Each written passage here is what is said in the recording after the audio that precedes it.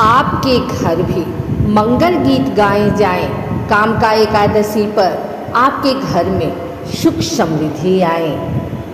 आप सभी को कामका एकादशी की ढेर सारी शुभकामनाएं। जय श्री कृष्ण, राधे राधे। आइए सुनते हैं कामका एकादशी की यह कहानी। कुंती पुत्र धर्मराज युधिष्ठिर ने श्री कृष्ण से कहा, आपने देवशयनी एकादशी और चातुर्मास के महात्म्य के बारे में बता दिया। अब कृपा कर श्रावण मास के कृष्ण पक्ष में पड़ने वाली एकादशी के बारे में बताएं। श्री कृष्ण ने कहा कि हे युधिष्ठिर, इस एकादशी की कथा एक समय स्वयं ब्रह्मा जी भी देवर्षि नारद से कह चुके हैं, अतः मैं भी तुमसे वही कहता हूँ। नारद जी ने ब्रह्मा जी से श्रावण मास के कृष्ण पक्ष की एकादशी की कथा सुनने की इच्छा जताई थी। उस एकादशी का नाम विधि और महात्म्य जानना चाहा।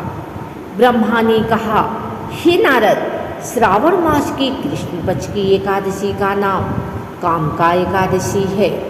इस एकादशी व्रत को सुनने मात्र से वाजपेयी यज्ञ का फल मिलता है। इस तिथि पर शंख, चक्र एवं गदाधारी श्री विष्णु जी का पूजन होता है। उनकी पूजा करने से जो फल मिलता है सो सुनो।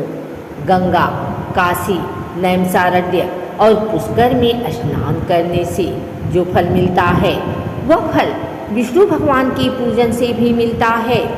सूर्य व चंद्र ग्रहण के समय कुरुक्षेत्र और काशी में स्नान करने से, भूमि दान करने से, सिंह राशि के बृहस्पति में आने के समय गोदावरी और गंडकी नदी में स्नान से भी जो फल प्राप्त नहीं होता वह प्रभु भक्ति और पूजन से प्राप्त होता है। पाप से भयभीत मनुष्यों को कामका एकादशी का व्रत अवश्य करना चाहिए। एकादशी व्रत से बढ़कर पापों के नाशों का कोई उपाय नहीं है। स्वयं प्रभु ने कहा है कि कामका व्रत से कोई भी जीव कुयोनि में जन्म नहीं लेता। जो इस एकादशी पर श्रद्धा भक्ति से भगवान विष्णु को तुलसी पत्र अर्पण करते हैं वे इस समस्त पापों से दूर रहते हैं।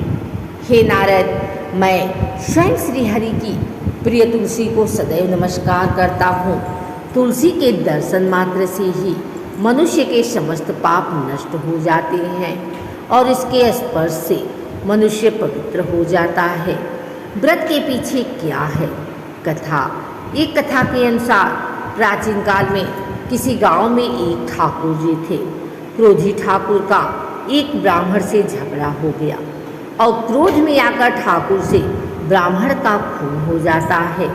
अतः अपने अपराध की क्षमा याचना हेतु ब्राह्मण की क्रिया उसने करनी चाहिए, परंतु पंडितों ने उसे क्रिया में शामिल होने से मना कर दिया और वह ब्रह्म हत्या का दोषी बन गया। परिणाम स्वरूप ब्राह्मणों ने भोजन करने से इनकार कर दिया। तब उन्होंने एक मुनि से निवेदन किया कि हे भगवान, मेरा पाप कैसे दूर हो सकता है। इस पर मुनि ने उसे कामका एकादशी व्रत करने की प्रेरणा दी।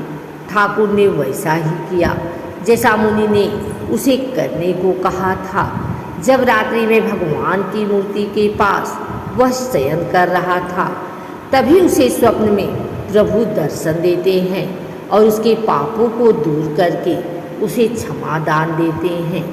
कामका एकादशी की रात्रि को दीपदान तथा जागरण के फल का महात्म्य चित्रगुप्त भी नहीं कह सकते। जो इस एकादशी की रात्रि को भगवान के मंदिर में दीपक जलाते हैं, उनके पितर स्वर्गलोक में अमृत पान करते हैं तथा जो घी या तेल का दीपक जलाते हैं वे 100 करोड़ दीपकों से प्रकाशित होकर सूर्यलोक को जाते हैं। ब्रह्मा जी कहते हैं कि हे नारद, ब्रह्म हत्या तथा भ्रूण हत्या आदि पापों को नष्ट करने वाली इस कामका एकादशी का व्रत मनुष्यों को यत्न के साथ करना चाहिए। कामका एकादशी के व्रत का महात्म्य श्रद्धा से सुनने और पढ़ने वाला मनुष्य सभी पापों से मुक्त होकर विष्णु लोक को जाता है। अगर आपको हमारी वीडियो अच्छी लगी हो तो इसे लाइक करें, कमेंट करें, शेयर करें। हमारे चैनल को सब्सक्राइब करके बेल नोटिफिकेशन ऑल पर सेट कर लें ताकि आगे आने वाली वीडियो सबसे पहले आप तक पहुंच सके। धन्यवाद।